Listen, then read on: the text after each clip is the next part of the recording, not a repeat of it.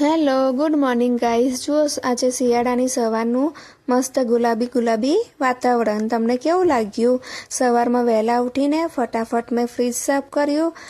ત્યાર પછી મારું મિશન તૈયાર હતું તો મેં કચરો વાળીને ફટાફટ ઘરમાં બધે પોતા ફેરવ્યા. ત્યાં સુધી બંને છોકરા સૂતા હતા. તો એ સૂતા હતા ત્યાં સુધી મેં જલ્દી રોટલીનો લોટ બાંધી દીધો અને રોટલી બનાવવા બેસી ગઈ. રોટલી બનાવ્યા પછી મેં શાક સમારીને તૈયાર કર્યું અને ત્યાર પછી શાક પણ વઘારી દીધું અને શાક અને રોટલી ઠંડા થયા પછી મેં ટિફિન ભર્યા અને ટિફિન પછી પેક કરી દીધું. પેક કર્યું ત્યાં સુધી તો પરી ઉઠીને બહાર આવી ગઈ અને એ જીદ કરતી હતી કે મારે મોબાઈલ જોઈએ છે, પણ મેં તેની જગ્યાએ ટીવી કરી આપ્યું. થોડી વારમાં ક્રિશિવ પણ ઉઠીને આવી ગયો તો પછી બંનેને ચા નાસ્તો કરવા આપી દીધો. પછી પરી નહીં ધોઈને તૈયાર થઈ ગઈ અને પછી માથું ઓરાવા મારી જોડે આવી ગઈ તો મેં એનું માથું ઓરવ્યું. અને આજે ક્રિશિવ ખૂબ જ રીસાયો હતો કારણ કે એને આજે સ્કૂલમાં નહીં જવું અને એ જીદ કરતો હતો કે આજે હું સ્કૂલમાં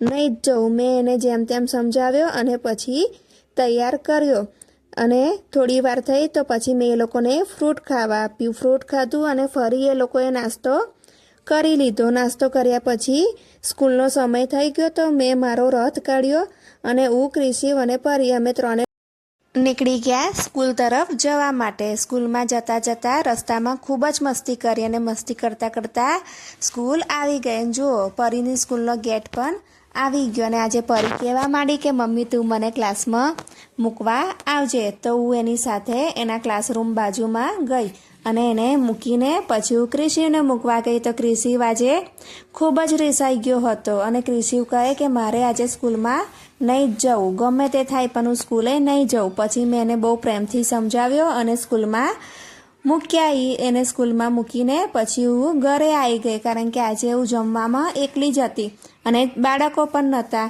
તો મેં આવીને જમી લીધું. જમી લીધા પછી થોડીક વાર થઈ અને ત્યાં સુધી તો ક્રિશિવના સ્કૂલનો પણ ટાઈમ થઈ ગયો. તો હું પાછી નીકળી ગઈ ક્રિશિવને લેવા. તો ક્રિશિવને લઈને ઘરે આવી. આજે મને ક્રિશિવ ખૂબ જ હેરાન કરતો હતો અને ઘરે આવ્યા પછી પણ લિફ્ટમાં ઉપર નહોતો આવતો અને એક્ટિવા પર જ બેસી રહ્યો. પછી મારી જોડે પાછો ઉપર આવ્યો અને થોડીક વાર થઈ ત્યાં સુધી પરીને સ્કૂલમાં લેવા જવાનો સમય થઈ ગયો. તો હું પરીને લેવા સ્કૂલમાં ગઈ અને સ્કૂલમાંથી આવતા મેં બંનેઓને ચોકલેટ અપાવી તો બંને જણ ખૂબ જ ખુશ થઈ ગયા. ઘરે આવીને સાંજ પડી ત્યાં સુધી એ લોકોએ જમી પણ લીધું. જમીને અને બંને જણ રમવા બેઠા. એ લોકો એટલું બધું રમ્યા ને કારણ કે બીજે દિવસ બંનેને સ્કૂલે નહોતું જવું કારણ કે સ્કૂલ સવારની હતી અને એ લોકો સવારમાં ઉઠી શકતા નથી. તો એ લોકોએ કહ્યું કે મમ્મી અમે કાલે સ્કૂલે નહીં જઈએ. તો મેં કહ્યું સારું. તો મિત્રો તમને આજનો મારો વ્લોગ કેવો લાગ્યો એ મને જરૂર કહેજો અને હા મિત્રો મને સબસ્ક્રાઈબ કરવાનું ભૂલતા નહીં. આવજો. ગુડ નાઇટ મિત્રો.